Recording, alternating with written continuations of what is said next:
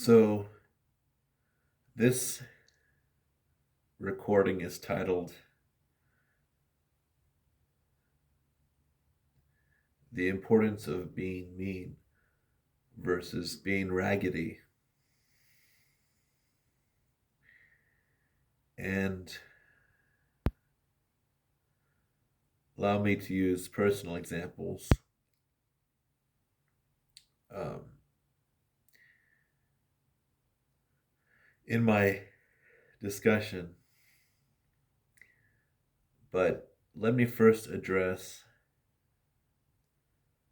what may be surprising to some people, the idea of meanness being a good thing.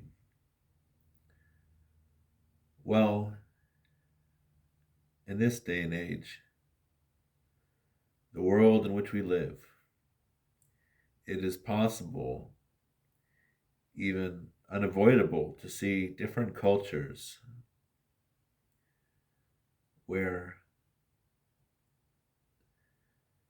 different types of individuals will be interacting and, in a lot of ways, seem very strange, um, very, in a way, desperate, even super ultra competitive,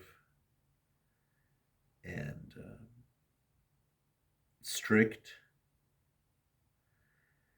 And in a lot of ways, this can be viewed as mean, especially in the day which we live, and in the culture that is assumed and is often predominating.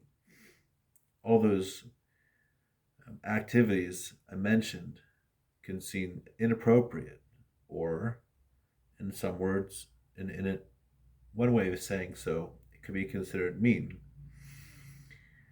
So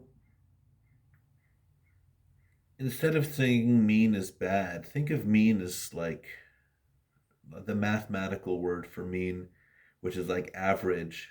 So if someone is not like standing out and like, making a real figure of himself, but is just kind of going along and like insisting things go along, um, this is sort of a super modesty, um, because he's just blending in. Like he doesn't raise his hand to do like lots of community service for like the world at whole as a whole. He's sticking to his own and sticking to being very competitive for his own circle.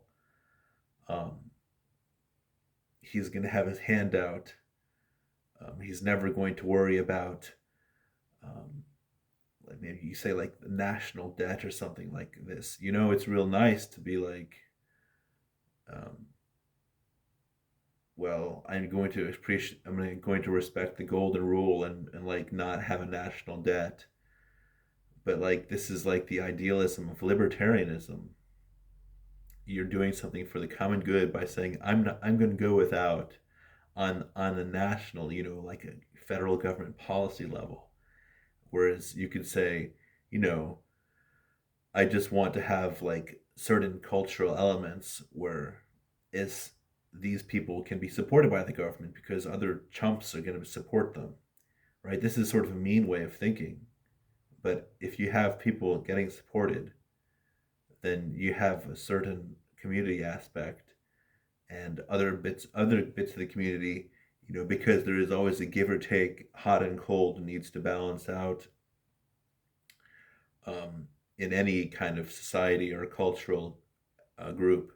You're going to have some people having just swallowing up, like government, um, contributions and dole and that kind of thing, and the other type is going to be more ruthless than ever because they have a sort of recourse where they can like go back to. You say like they're the scholars or the yeshiva students or the monks or something like this, and they're just going to be having their hand out for the government dole. Like you see this in, um, different places, as much as possible, and it's considered controversial by the wishy-washy. I'm going to have like a heart for humanity. Um, Secular culture is like, no, we all have to pull our weight the same. Whereas, this sort of mean culture is like, I'm just going to take what I can get. And they're going to vote probably for like a left party, like a socialist party, because the socialist party is going to fund their, their sort of like the back end of their culture, like the like I was saying, like the people who are just yeshiva and getting welfare, or just monks and like getting welfare. The artistic community is getting welfare. Um, right? This is sort of a mean way to do it because your national debt is skyrocketing, but it is also in a way very competitive. So, like the capitalist side will say, no, we need free enterprise and everyone's going to be nice to each other and so on and so forth. Okay, but the mean people who are just taking what they can get and stuffing it back into their community um, is pushing you out of the way. So the meanness is important, like the average, like blending in. You're not like trying to like um, have like a public spirit or heart for just anyone. Like you have it for your own. That's what you have it for, and that's why meanness is good. It's sort of a pirate mentality, but it's not really because the pirates are, you know, like raggedy criminals. And that brings me back to the raggedy part, right? So this is an interesting word, but it's really the word that fits best because it's simple. People know what the word ragged means, and now it can be applied to the situation, the discussion at hand. So in this case, and I'm going to speak from my own experiences, um, I had somebody recommend or instruct, um, you know, this is how you should do some daily devotionals. Um, you should do uh, read through because the book of Proverbs has 30 chapters in it, and there's 30 days in a month. You could read through each chapter of Proverbs every day. Um, each chapter of Proverbs once per day. Um, each chapter of Proverbs every day. There it is. Each chapter of Proverbs every day throughout the month to finish the book every month. Um, the problem here is that when such a person was seen up close and there was no devotional practice, no devotional readings like to be observed. It was simply like a freewheeling sort of um, lifestyle, to be honest. And it doesn't seem to be very working or constructive in the long term. Maybe as a visionary person, this works. Why lifestyle works out okay. But the problem here is that there was a certain amount of hypocrisy, in that this individual was saying, or he didn't constantly say it. He got inspired like a visionary, right? And then wanted to say it that the book of Proverbs should be read through every month, one chapter every day. And so I, being open to um, improvements in my spiritual practice, gave that a try for a number of months. I'd say a few. So 4, 5. The book of Proverbs is good, but if you read it through it as a chapter, it's not. It jumbles your mind. It really does. If you'd read it every single day like this, month after month. So,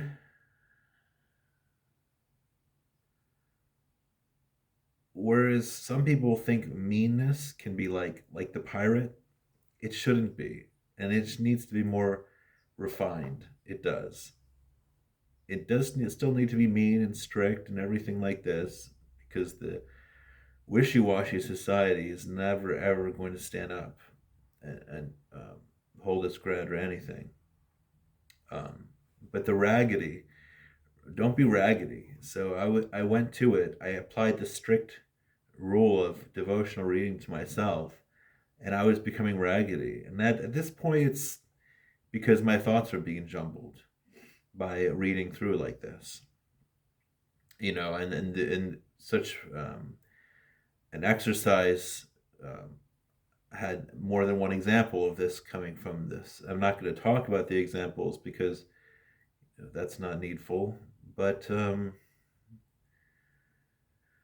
needless to say, after being jumbled too many times and not and losing my concentration and focus as I tried to plow through a chapter where, I mean, you've read the book of Proverbs, where every verse or every two verses is like maybe one thought and then another thought and then moves to another thought, and it's not easy to push through every time.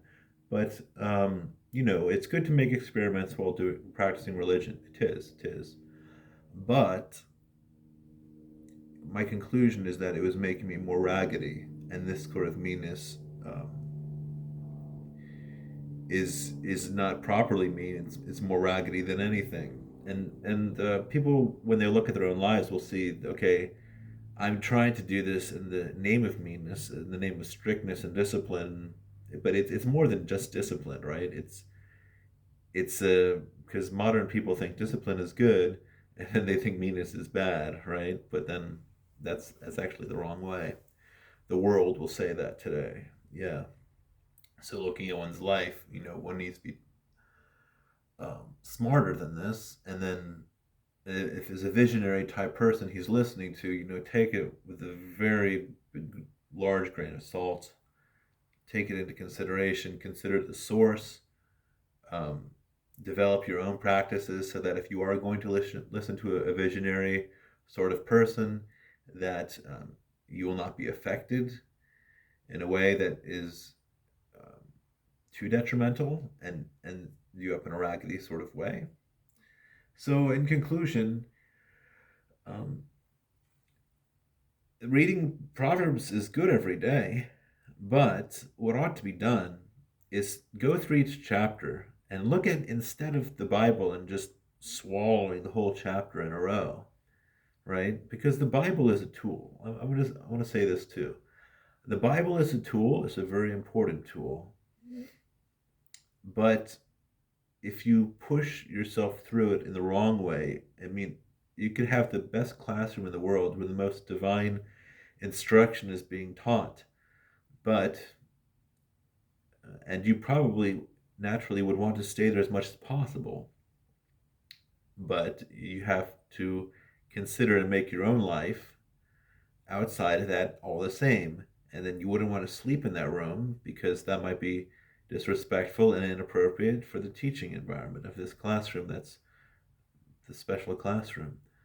Um, I mean, you certainly wouldn't want to do other things there, like you would take care of your bodily functions outside, and you'd probably, consider well whether you would be eating in the classroom, and maybe you wouldn't, maybe you wouldn't, but there'd be other things that would take you away from this. And it's not good to bury yourself in the Bible, of course not.